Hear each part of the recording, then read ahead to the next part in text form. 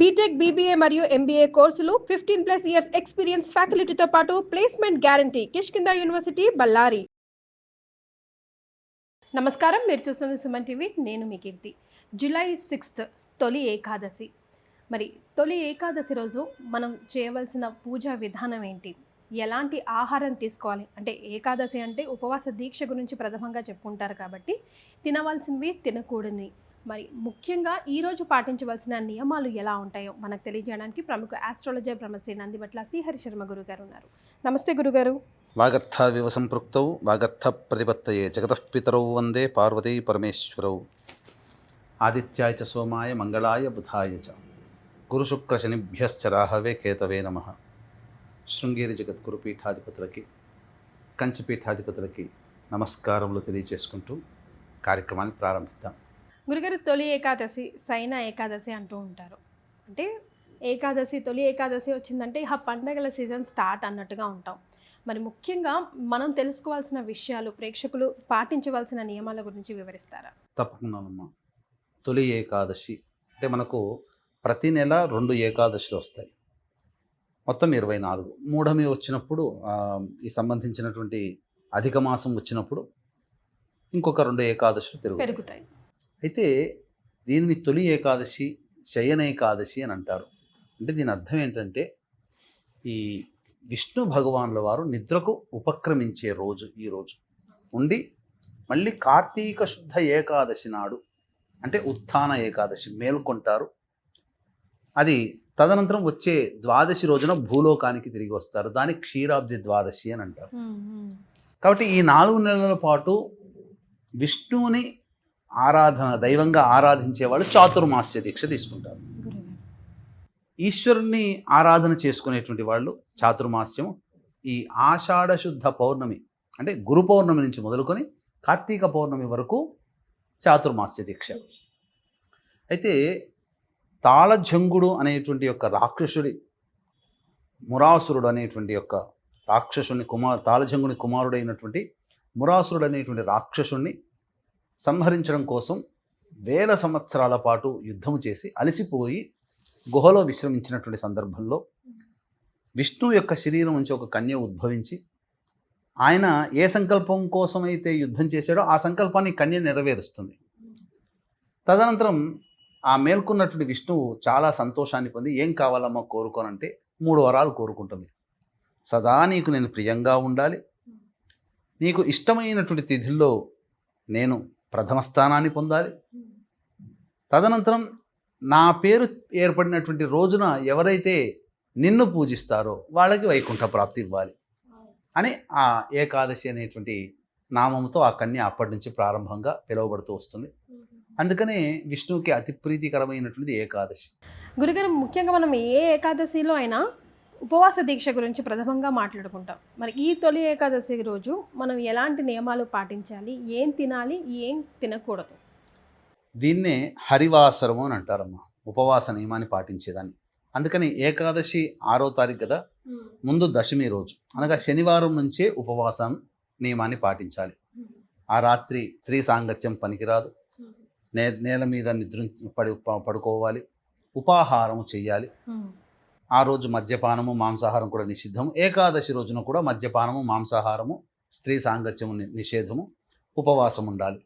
తర్వాత కాల్చినవి, అలాగే ఉడికించినవి, గుమ్మడికాయ, చింతపండు, ఉసిరి, ఉలవలు ఇలాంటివి ఏవి కూడా భుజించకూడదు. వీలైనంత మటుకు పండ్లు, పాలు తిని ఉండవచ్చు, లేదా కటిక ఉపవాసమైన ఉండవచ్చు. అది ఎవరి శక్తి అనుసారం వాళ్ళు చేయాలి. చెప్పారు కాబట్టి అని చెప్పి చేయకూడదు. చేస్తే ఏంటి గురుగారు? శక్తి ఉండాలి కదమ్మా శరీరంలో. ఉపవాసం చేస్తే ఆ ఉపవాసం చేయడానికి అనుకూలంగా మన శరీరం నిర్మాణం ఉండాలి కదా. ఈ కాలంలో పొద్దున టిఫిన్ చేయకపోతే అసలు అల్లాడిపోతుంటారు కదా. కాబట్టి పాలు, పండ్లు, ఇతర పదార్థాలు ఉంటూ ఈ ఉపవాసం అంటే ఎక్కువగా దైవనామ స్మరణ చేసుకుంటాలి. అందుకనే ఏకాదశి రోజున పొద్దున్నే లేచి కాలకృత్యాదులు తీర్చుకొని చక్కగా విష్ణు చిత్రపటానికి తెల్లటి పూలమాల వేసి ఆవు నేతితో దీపారాధన చేసి మళ్ళీ తులసి చెట్టు దగ్గరకు వచ్చి చక్కగా ముగ్గు వేసి, షట్కోణము, త్రికోణం ముగ్గు వేసి అక్కడ దీపారాధన, ఆవు నేతితో దీపారాధన చేసి విష్ణు సహస్రనామ పారాయణం చేసి నైవేద్యంగా పండ్లు పెట్టవచ్చు, ఆవు పాలు పెట్టవచ్చు. ఆ రోజంతా కూడా విష్ణునామ స్మరణ చేసుకుంటూ ఉండి మళ్ళీ సాయంకాల ప్రదోషకాల సమయంలో ఇంట్లో మళ్ళీ తులసి చెట్టు దగ్గర దీపారాధన చేయడం, విష్ణునామస్మరణ చేసుకుంటూ ఉండడం, జాగారం చేయడం. ఆ చేసిన తదుపరి తెల్లవారి మళ్ళీ ద్వాదశి తిథి వస్తుంది. ఆ ద్వాదశి తిథి రోజున మళ్ళీ కాలకృత్యాదులన్నీ తీర్చుకున్న తర్వాత ఇంట్లో తులసి చెట్టు దగ్గర దీపారాధన చేసి అప్పుడు దేవాలయానికి చేరుకుని అర్చన అభిషేకాదులు జరిపించుకొని వీలైతే అర్చనకు చేసుకోవచ్చు, లేదా విష్ణువుని సంబంధించి నమస్కారం చేసుకొని దర్శించుకొని ఇంటికి వచ్చి ఇంట్లో పదార్థాలు వండి ఎవరికైనా అతిథి అభ్యాగతులకి ఆ సంబంధించినటువంటి భోజనాన్ని వారికి అతిథిగా వారిని సేవ చేసి అన్నీ వడ్డించి భోజనములు తాంబూలాదులు ఇచ్చి తదనంతరం దంపతులు కనుక భోజనం చేస్తే ఎంతో పుణ్యమమ్మ. వాళ్ళు ఎన్ని కష్టములలో ఉంటారో ఆ కష్టములన్నీ కూడాను తొలగిపోతాయి. అందుకనే దశమి రోజు నుంచే ప్రారంభించాలి కాబట్టి వీక్షించేటువంటి ప్రేక్షకులు కూడా ఈ దశమి తిథి రోజున జాతకరీత్యా ఉన్నటువంటి విద్య, వివాహ, ఉద్యోగ, దాంపత్య, అనారోగ్య సమస్యల నివారణకి మరియు మేష, మిథున, కర్కాటక, సింహ, కన్య, వృశ్చిక, ధనసు, కుంభ, మీనరాశిలో జన్మించిన వారికి శనిదోష పరిహారార్థమై వారాహి నవరాత్రుల సందర్భంగా 5వ తేదీన 9 వారాహి దేవతల యొక్క హోమాది కార్యక్రమాలు మరియు శనిదోష నివారణ పూజల హోమాలు జరిపించి శక్తిపాతము చేయబడినటువంటి శంకరంగులి మాలను ఇవ్వడం జరుగుతుంది. 5వ తారీఖు సాయంత్రం 7 గంటలకు ప్రారంభమవుతుంది కాబట్టి సాయంత్రం 5 గంటల లోపల 5వ తారీఖు రోజున మీ గోత్రనామాదులు నమోదు చేసుకోవచ్చు. తొలి ఏకాదశి రోజు మీరు ఇలాంటి సమస్యతో బాధపడుతున్నారా? ఈ ఒక్క పని చేసి చూడండి, లేదా ఈ ఒక్క మంత్రం పాటించి చూడండి. అంతేకాకుండానమ్మా, ఈ తొలి ఏకాదశి రోజున సూర్య భగవానుడు ఈ ఉత్తరం నుంచి దక్షిణ దిశ వైపు మళ్ళుతూ ఉంటుంటాడు. దక్షిణ దిశ, అందుకే దక్షిణాయనం కూడా ప్రారంభమవుతుంది. అది సో ఈ తొలి ఏకాదశి రోజు ఈ ఒక్క మంత్రం కానీ, మీ ఏ సమస్యలున్నా లేకపోతే ఈ ఒక్క పని కానీ చేసి చూడండి, మీ జీవితమే కొంచెం ఖచ్చితంగా ఈ విష్ణు దేవతానుగ్రహం వల్ల మారుతుందమ్మా. తప్పకుండా సంకటాలు, కష్టములు, దోషములు చాలా మటుకు నివారణ అవుతాయి. అన్నిటికంటే ముఖ్యంగా ఉపవాసం ఉండడం వల్ల కూడా మనకు సైంటిస్టులు చెప్పింది ఏముంది, డిటాక్సిఫై అయిపోతుంది. ఉపవాసం ఉండి విష్ణు సహస్రనామాలు పఠిస్తే గనుక ఎంతో శక్తి కూడా ఆటోమేటిక్గా వస్తుంది. అందులో జాగరణ కూడా మీరు చేయాలంటున్నారు కాబట్టి మెయిన్గా strength, body and mind, soul కంట్రోల్లో ఉండి మనకు ఒకలాంటి స్ట్రెంగ్త్, ఒకలాంటి పవర్ మనల్ని డ్రైవ్ చేస్తూ ఉంటుంది కదా గురుగారు. వాస్తవం. అంతేకాకుండా పదార్థం కనుక భుజించినట్లయితే ఆ పదార్థంలో కలిదోషం ఉంటుంది. ఏకాదశి రోజున భుజించేటువంటి పదార్థంలో కలిదోషం ఉంటుంది. అందుకనే భోజనములు అనేటువంటివి ఆ ఏకాదశి రోజున స్వీకరించకూడదని శాస్త్ర నియమం అనేటువంటిది పెట్టింది. అందులో పర్టికులర్గా కొన్ని ఐటమ్స్ కూడా మీరు చెప్పారు. అవును, ఇవన్నీ ఏంటంటే ఇది ఒంట్లో ఈ కామ ప్రకోపాలని పెంపొందించేటువంటిది. అందుకని అవి వద్దన్నారు.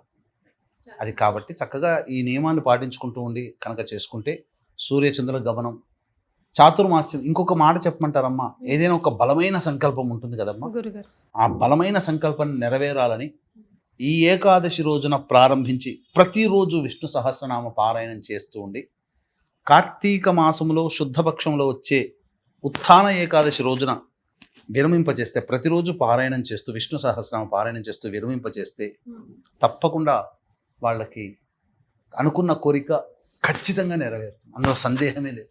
రైట్.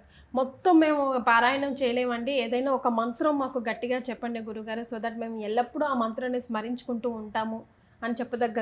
చాతుర్మాస్య దీక్షలో ఉండంగా కూడా నారాయణాయ నమః అనుకుంటూ కూడా ఉండొచ్చు. రైట్.